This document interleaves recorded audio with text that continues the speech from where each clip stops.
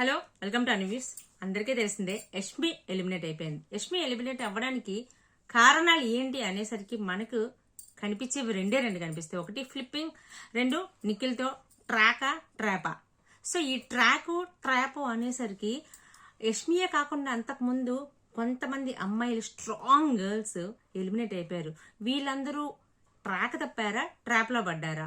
So దీని గురించి ఎందుకంటే ఇంతకు ముందు సీత వచ్చి లాస్ట్ వీక్ నామినేషన్ చేసినప్పుడు కూడా ఈ ట్రాప్ అనే పదం వాడి ఒక మాట అనేసి వెళ్ళిపోయింది. కానీ సీత ఆ రోజు ఆ మాట అన్నప్పుడు చాలా హట్ అయినట్టు, లోపల నుంచి ఏదో బాధ, ఎంతో బాధో లేకపోతే ఏదో ఒక రకమైన ఫీలింగ్తో చెప్పినట్టు అనిపించింది. సో అసలు ఏం జరిగింది, ఈ ట్రాప్ వల్ల ఏం లాస్ అయిపోతున్నారు, ఏం జరుగుతుంది, దీని గురించి మాట్లాడుకుందాం. సో ఈ వీడియో మీకు నచ్చితే లైక్ చేసి షేర్ చేయండి. వీడియో అంతా విన్న తర్వాత మీకేమనిపించిందో కామెంట్ చేసి చెప్పండి. లైక్ చేయడం అయితే అసలు మర్చిపోద్దు, నేను కామెంట్స్కి రెస్పాండ్ అవుతాను. సో అయితే మనం యష్మి ఎలిమినేషన్ మాట్లాడుకోవాలంటే అంతకుముందు ఏం జరిగింది, వాళ్ళకి ఎలిమినేషన్స్లో ఎటువంటి ఎఫెక్ట్స్ అయ్యే దాని గురించి మాట్లాడుకోవాలి. ఫస్ట్ ఆఫ్ ఆల్ మాట్లాడుకుంటూ సోనియా గారి గురించి. మన అందరికీ తెలిసిందే సోనియాకి ఏమైందో, కానీ అక్కడ వాళ్ళ ఆటకి ఎలా ఎఫెక్ట్ అయింది. సో ఇక్కడ సోనియా అనే అమ్మాయి నిఖిల్ ఆటని ఫోకస్ చేసింది. ఎందుకంటే నిఖిల్ స్ట్రాంగ్ గా కనిపించాడు. నిఖిల్ గ్రూప్ గేమ్ ఆడుతున్నాడు అనేసరికి నిఖిల్ సోనియాతో ఫ్రెండ్షిప్ చేశాడు. అవునా కదా? అక్కడ సోనియా ఏం చేసింది, సో నిఖిల్ ని డామినేషన్ చేసి నిఖిల్ ని కంట్రోల్లో పెట్టుకోవాలి అనుకుంటూ నిఖిల్ చుట్టుపక్కల ఉన్న వాళ్ళ గేమ్, నిఖిల్తో మిగతా వాళ్ళు ఎలా ఉంటున్నారు అన్నది మీద ఫోకస్ పెట్టి ఇది ఒక రకమైన ట్రాక్ ఇందులో పెట్టి తన ఆటను కంప్లీట్ గా మర్చిపోయింది. ఎంత అగ్రెసివ్ గా ఉండి ఫస్ట్ వీక్ లో ఎంత స్ట్రాంగ్ గా ఉండి నిఖిల్ మీద నామినేట్ చేద్దామని ట్రై చేస్తున్నాను. సోనియా ఎలిమినేషన్ అయిపోయేంత వరకు కూడా నిఖిల్ ని కనీసం నామినేషన్ కాదు, నిఖిల్ లో ఉన్న నెగిటివ్ పాయింట్స్ మాట్లాడడానికి కూడా మర్చిపోయింది. సో అంత వీక్ అయిపోయింది సోనియా. సో ఆ డామినేషన్ కాస్త మనకి ఇరిటేషన్ తెప్పించి బయటికి పంపించేంత చెత్తగా తన పెర్ఫార్మెన్స్ పడిపోయింది. అవునా కాదా? సో నెక్స్ట్ సీత కూడా నిఖిల్ని ఇష్టపడింది. ఇక్కడ ఇష్టపడవనే ట్రాక్ లో పడి డైరెక్ట్ గా చెప్పేసింది. నిఖిల్ ఏం చెప్పాడు, వాట్ ఎవర్ ఇట్ ఈస్ పక్కన పెట్టండి. ఇక్కడ మనం మాట్లాడుతుంది నిఖిల్ గురించి కాదు. సో ట్రాక్ గాడి తప్పి ఆటను పాటు చేసుకున్న కంటెస్టెంట్స్, స్ట్రాంగెస్ట్ కంటెస్టెంట్స్ గురించి మాట్లాడుతున్నా. ఇక్కడ సీత కూడా అదే చేసింది. సో ఎప్పుడైతే నిఖిల్ ఇష్టపడడం మొదలు పెట్టిందో, నిఖిల్ని ఇష్టపడడం మొదలు పెట్టడంతో పాటు నిఖిల్ ఎవరెవరితో క్లోజ్ ఉంటున్నారు అంటే సోనియాతో క్లోజ్ ఉంటున్నాడా, వాళ్ళతో క్లోజ్ ఉంటున్నాడా, సో సోనియా ఏం చేస్తుంది, నిఖిల్ ఆట ఏమైపోతుంది, నిఖిల్ మనతో ఎందుకు ఉండట్లేదు, ఇందులోకి వెళ్ళిపోయి తన ఆటను కంప్లీట్ గా మర్చిపోయింది. తన ఒకనొక టైంలో Sita one of the top contestant అని, లేదంటే బయటకు వచ్చే బజ్ ఇంటర్వ్యూలో ఎవరైనా ఇంటర్వ్యూ ఇచ్చిన వాళ్ళు కూడా సీత ఖచ్చితంగా విన్నర్ అవుతుంది అని చెప్పిన వాళ్ళే తర్వాత చూసుకుని ఉంటే షాక్ అయిపోయి ఉంటారు. అంత వీక్ అయిపోయింది. అంత strongest contestant all of the sudden గా బయటకు వచ్చేసింది.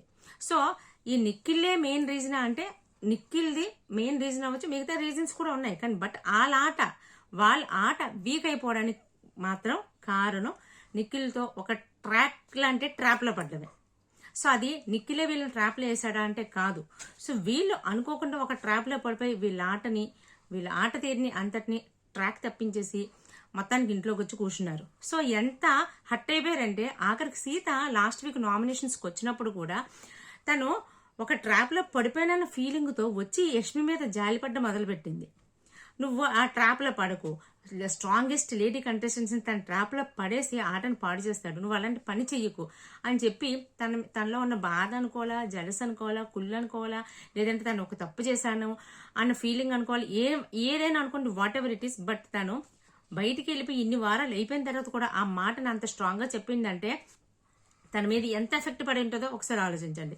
అలాగే తను ఎలిమినేషన్ అయిపోయిన తర్వాత స్టేజ్ మీద దగ్గరికి వచ్చినప్పుడు కూడా తన అంటే నిఖిల్లో ఉన్న స్ట్రాంగ్ పాయింట్లు, వీక్ పాయింట్లు చెప్పమంటే హస్బెండ్ మెటీరియల్ అని చెప్పి ఒక ట్యాగ్ వేసింది.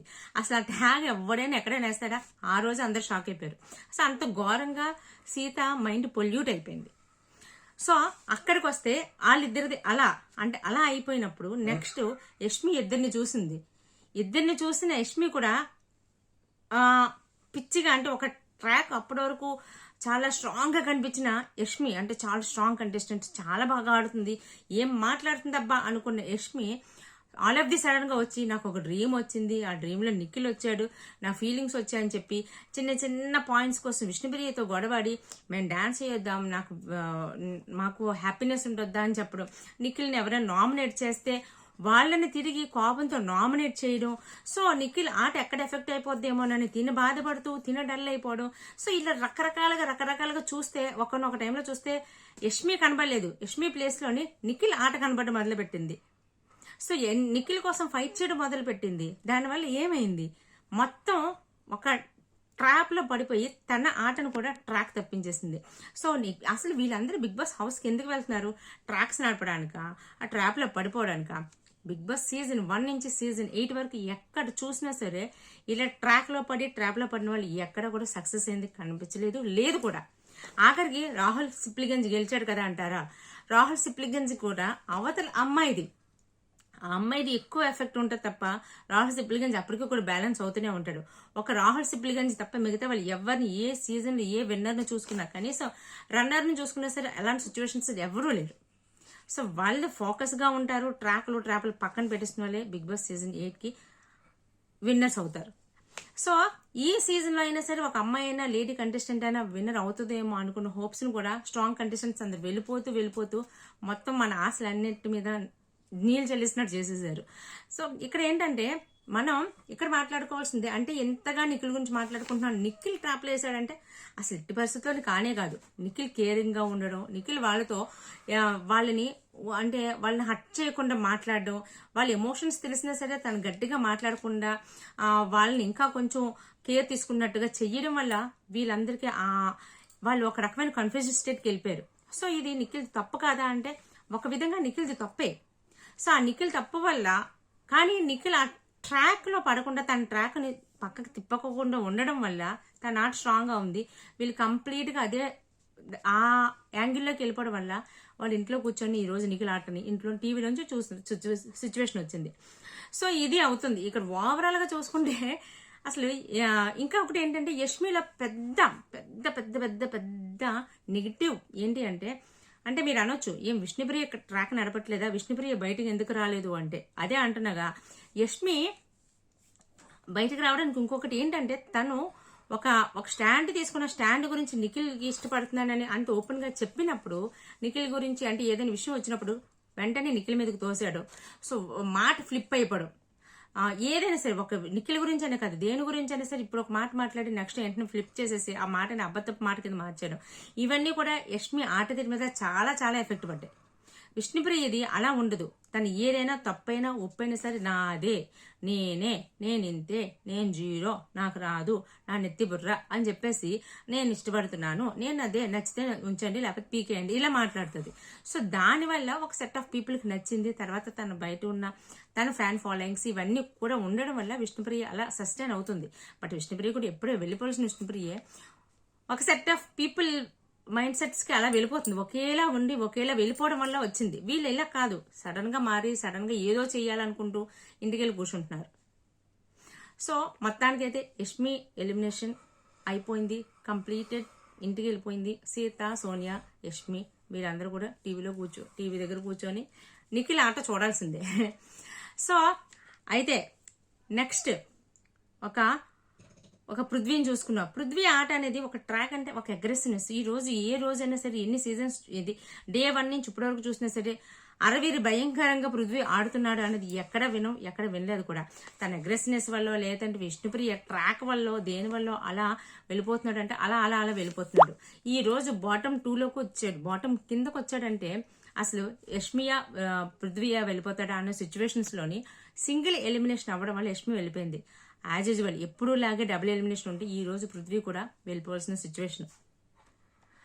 సో ఇక్కడ ఏంటంటే ఎవరికి కూడా విష్ణుప్రియ కూడా ఎన్నోసార్లు బాటమ్ లైన్కి వచ్చింది. ఎవరిది కూడా ట్రాక్ నడుపుతూ ఆట ఆడించేద్దాం, మనం కప్పు గెలిచేద్దాం అన్నది ఎక్కడ కూడా సెట్ అవ్వబోదు కూడా.